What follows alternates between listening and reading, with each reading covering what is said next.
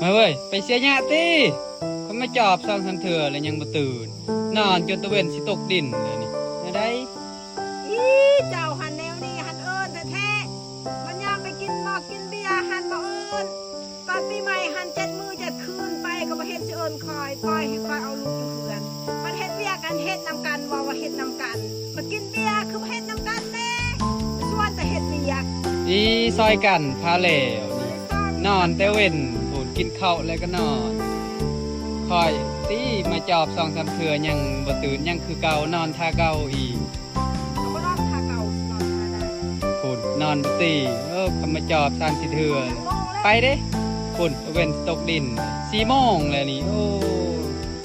เนี่ยนี่เอิญคักๆเจ้า ซอยกันพาแล้วพุ่นใส่หมวกอะคือคนบ้านหอดนี่โอ้ไปประหัวน้ำนะไปยังหายนะที่นี่นะบัวนำดอกไปโลดพุ่นดอนพุ่นจงไว้ดอนหนึ่ง